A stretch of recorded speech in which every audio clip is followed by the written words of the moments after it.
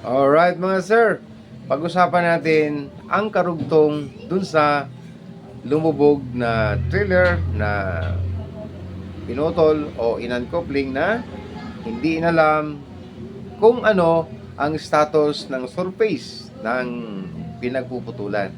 Kaya lumubog. At dahil inasa sa pahinante. Okay mga sir, balikan ko lang. May sinabi ko dun sa una nating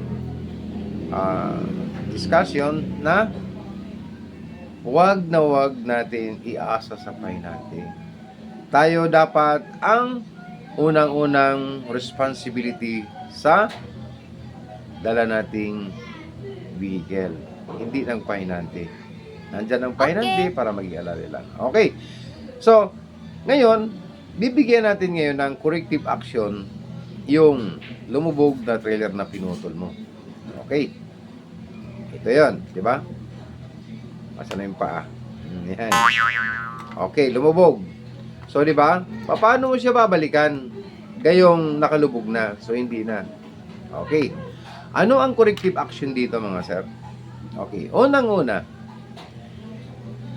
pagka-parking mo at sinabi ng pahinante na, kuya, dito natin puputulin. Okay. Buba ka. Ngayon, isorbi mo yung surface. Yung paglalapatan ng landing lead. Paglalapatan ng sapatos ng landing gear. Tingnan mo ang lugar. Hapakan mo. Okay, so, natiyak mong matigas. Lalo't umuulan, lupa, no? Hindi simento. Then, sabihin mo sa pahinante na yung isang paa ay walang sapatos o palagyan mo ng kahoy, di ba? Yun yung mga kuminsan na mga pagkakataon na pagkakamali natin na ibinaba ng walang sapin o hindi nalagyan ng kahoy, yung isang paa na walang sapatos, di ba? Okay. So ngayon, alamin mo, okay. O, sabihin mo sa pahinante mo, okay boy, sige, lagyan mo na. O, baba mo na yung landing gear. Binaba na. So ngayon, pagkababa, nandun ka pa rin. Hindi ka pa rin dapat aalis. Huwag ka munang umakit sa truck. Binaba. Okay. So, kailangan ang pagkababa, lalo't loaded, no? Pag mabigat na, ilogger mo na yung landing gear para malambot, paikutin. Ngayon, tingnan mo ang suspension mo at tingnan mo ang gulong mo kung medyo gumiginhawa na ba. Dahil dun sa ginak up mo yung landing gear. So, hintayin mong i-jack up muna ng konti. At least, hindi nahihirapan ang truck kapag ka nag-uncoupling ka. Okay. Binaba mo.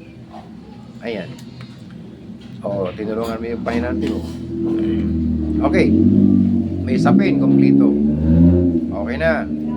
So, ngayon, huwag mo muna hilahin at pero mababa ang landing gear. Or sabihin mo sa pahinante mo na, boy, wag mo munang hilahin ng release handle ng locking jaw. Alin ang unang gagawin? Siyempre, maglalagay ka muna ng tire choke doon sa trailer. Pabante, siyempre. O, mas maganda kung kontrahan dito. Tire choke. Yan. Ngayon, after na maglagay ng tire choke yung pahinante mo, kahit ikaw nang magtanggal ng mga koneksyon doon sa trailer, yung dalawang gladhan, sa emergency at service line. Then, tanggalin mo yung 7 ways. Okay na. So, natanggal na. Then, tsaka mo palang ipahila ang iyong release handle.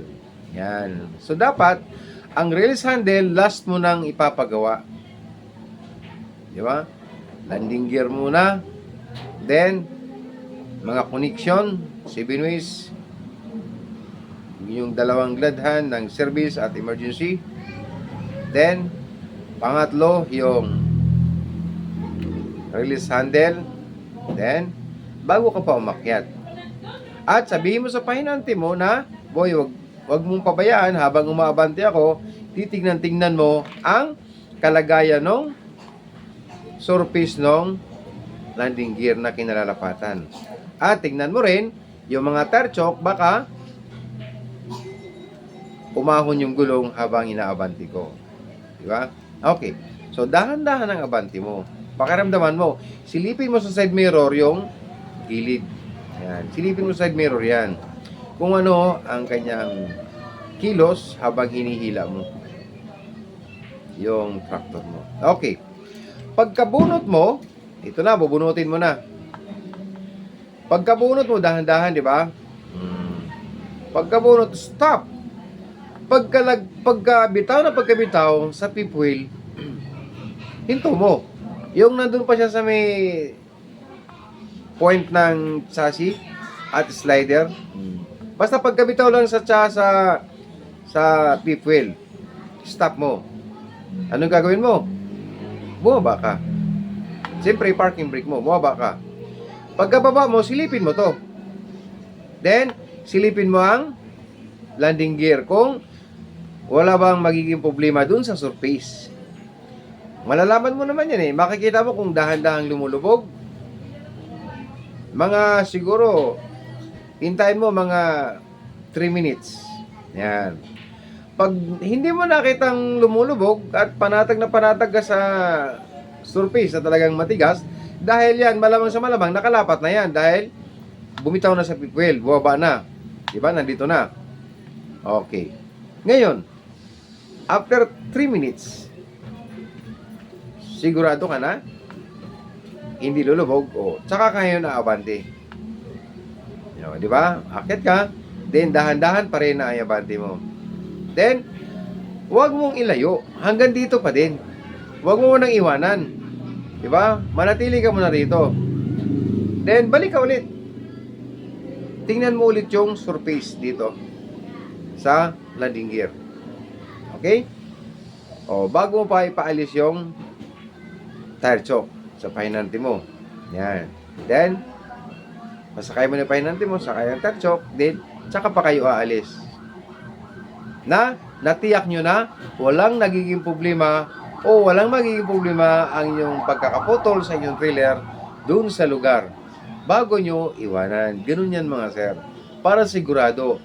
Kaya nga, di ba, kung ano man ang mangyari dyan, pagkakamali mo yun, 3 dahilan lang. Hindi mo inalam, hindi mo nakita, at hindi mo inisip. Ganun lang, mga sir.